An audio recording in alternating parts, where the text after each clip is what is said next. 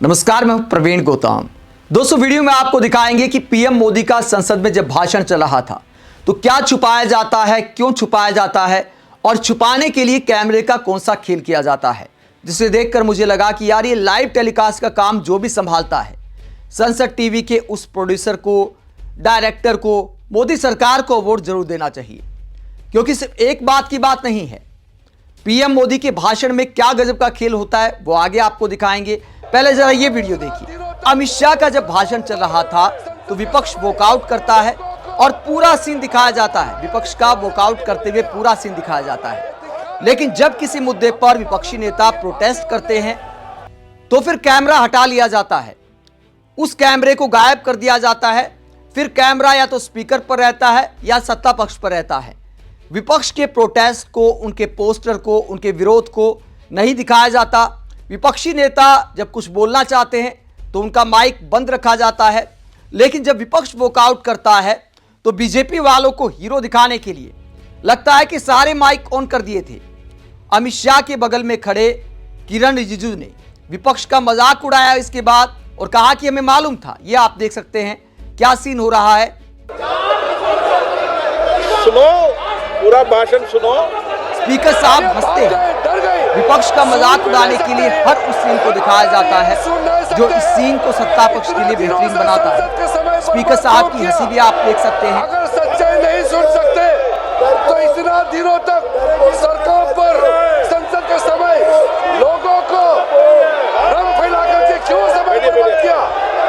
ये दिखा रहे, हमको मालूम था ये भागने वाले हैं। सच्चाई को सुनना चाहिए, सच्चाई को सुनना चाहिए। और जब सच्चाई सामने में आया तो डर गए। सुनने का कैपेसिटी तक नहीं है और इतना गुमराह किया। तो तमाम कैमरों का इस्तेमाल किया जाता है। इसलिए मैं कहता हूं कि संसद टीवी के लाइव टेलीकास्ट का काम जो भी देखते हैं, मोदी सरकार को उन्हें अवार्ड जरूर देना चाहिए, जिनकी निगरानी में सारा काम होता है। हमको मालूम था ये भागने वाले हैं। अब आप बताते हैं पीएम मोदी को हीरो दिखाने के लिए क्या खेल होता है। उससे पहले आप अनुराग ठाकुर का ये तंज सुनिए। राहुल गांधी और प्रियंका गांधी का मजाक उड़ाते हुए अनुराग ठाकुर ने क्या कहा था। या मैं तो कहूंगा, पंडित नेहरू जी ने तो वंदे मातरम को छांट दिया था, काट दिया था, उसके बाद देश को बांट दिया था। उन्होंने 2 स्टैंजा तक सीमित कर दिया था। राहुल जी ने केवल 1 लाइन गाने के लिए मजबूर कर दिया था। आज जब चर्चा हुई तो दोनों गायब ही रह गए।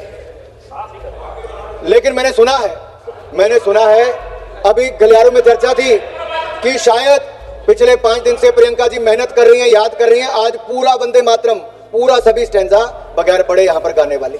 मैंने सुना, बार चर्चा चल रही थी ऐसी। अब उसका भी इंतजार रहेगा।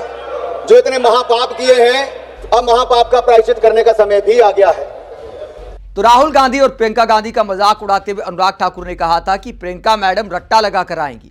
लेकिन क्या प्रधानमंत्री को पूरा वंदे मातरम याद है या वो पंक्तियां याद है जिन्हें हटाने को लेकर पंडित नेहरू पर तरह तरह के आरोप लगा दिए प्रधानमंत्री ने। वीडियो में आपको दिखाता हूं किस तरह पीएम को हीरो दिखाने के लिए और यह दिखाने के लिए कि प्रधानमंत्री को वंदे मातरम का हर शब्द याद है, क्या खेल किया जाता है, जबकि प्रधानमंत्री देख कर पढ़ रहे थे। ये देखिए वीडियो आप। पीएम मोदी जब पंक्तियां सुनाते हैं, जरा देखिए। वंदे मातरम के भारत के सामर्थ्यशाली स्वरूप को प्रकट करते हुए आपने लिखा था, तम ही दुर्गा दश प्रहरण धारिणी कमला कमल दल बिहारिणी वाणी विद्या दायिनी नमामि त्वाम नमामि कमलाम अमलाम अतुलाम सुजलाम सुफलाम मातरम वंदे मातरम। ये शब्द, ये भाव, ये प्रेरणा गुलामी की हताशा में हम भारतीयों को हौसला देने वाले थे। इन वाक्यों ने तो पीएम मोदी जब ये पंक्तियां पढ़ते हैं तो बीजेपी सांसद तालियां बजाते हैं, ओम बिरला मुस्कुराते हैं और देश की जनता मंत्रमुग्ध हो जाती है कि देखिए पीएम मोदी को कितना कंठस्थ है। लेकिन हकीकत क्या है, यहां पर कैमरा कितनी बार स्विच किया जाता है। जब भी पीएम मोदी की गर्दन नीचे आती है तो कैमरा स्विच कर दिया जाता है। यह वीडियो मैंने तकरीबन 1 मिनट 24 सेकंड का लगाया है और पीएम मोदी की गर्दन कितनी बार नीचे आती है और कितनी बार कैमरा पीएम मोदी के चेहरे से हटाकर वाइड फ्रेम दिखाया जाता है ताकि पीएम मोदी पढ़ते हुए ना लगे, यह लगे कि पीएम मोदी को याद है। ये देखिए 1 मिनट 24 सेकंड में कितनी बार पीएम मोदी से कैमरा हटता है, कैमरा स्विच होता है, जरा देखिए। वंदे मातरम के भारत के सामर्थ्यशाली स्वरूप को प्रकट करते हुए आपने लिखा था, एक बार, तम ही दुर्गा दश प्रहरण, 2 बार, कमला कमल दल बिहारिणी, फिर गर्दन नीचे 3 बार, विद्या दायिनी, 4 बार, नमामि त्वाम, फिर 5वीं बार, नमामि कमला, फिर नीचे गर्दन 6ठी बार, अतुलाम सुजलाम सुफलाम मातरम वंदे मातरम। तो 6 बार यहां तक हो चुका। उसके बाद अर्थ बताएंगे, तब फिर पढ़ेंगे, फिर कैमरा स्विच होता है। ये प्रेरणा, ये 7वीं बार, गुलामी की हताशा में हम भारतीयों को हौसला, 8वीं बार, इन वाक्यों ने तब करोड़ों देशवासियों 9वीं बार, यह एहसास कराया कि लड़ाई किसी जमीन के टुकड़े के लिए नहीं है।